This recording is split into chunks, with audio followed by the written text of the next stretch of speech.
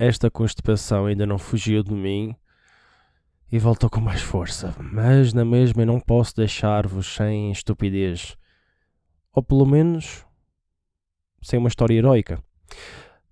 A história que vocês vão ouvir, ninguém estava preparado para isso, nem a família, nem os médicos, nem a polícia.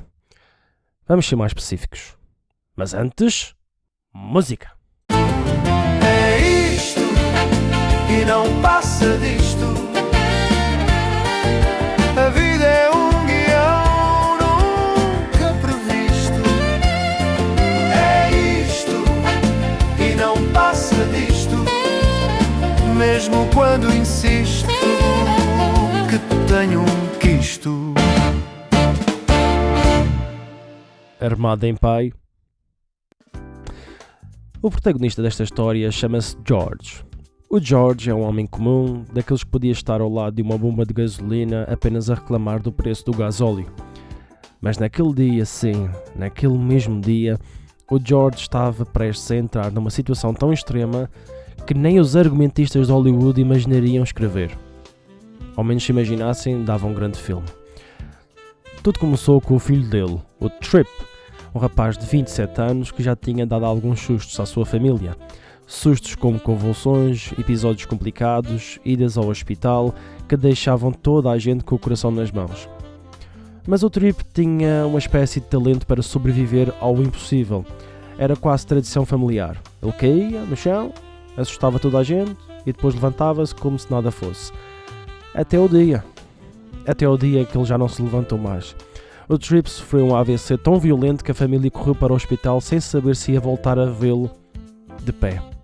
Os médicos fizeram tudo o que puderam, mas o rapaz acabou por entrar em coma profundo ligado às máquinas. A mãe estava devastada, o irmão tentava manter a calma e o George... Bem, o pai, o George, estava a tentar não desmoronar, porque ele também não estava sóbrio. Tinha bebido o suficiente para transformar qualquer emoção num vulcão.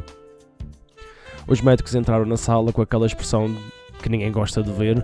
Disseram que o filho deles, o Trip, estava em morte cerebral, que não havia atividade e esperança alguma e que o melhor era desligar o suporte de vida. A mãe chorou e aceitou, o irmão concordou, mas o George sentiu o mundo a desabar. A cabeça dele gritava que não podia ser. O coração dizia que ainda havia qualquer coisa. E o álcool dizia: vai correr mal, mas tenta. Ele pediu tempo, calma e que o ouvissem. Mas como aparentemente ele estava bêbado, ninguém quis dar-lhe ouvidos. O hospital avançou com o processo e foi aí que o George decidiu que se já ninguém o ouvia bem, tinha de o ouvir a mal. Por isso sacou de uma arma. Sim, este senhor tinha uma arma consigo dentro do hospital, uma arma verdadeira, apontada aos médicos, e aí o caos instalou-se. Os enfermeiros começaram a fugir, os médicos a correr com a dignidade pendurada por um fio, e uma enfermeira liga para o 112 com a voz de quem já estava a redefinir e a reconsiderar a sua carreira, e o George, completamente emocional, a gritar que ninguém tocava no seu filho.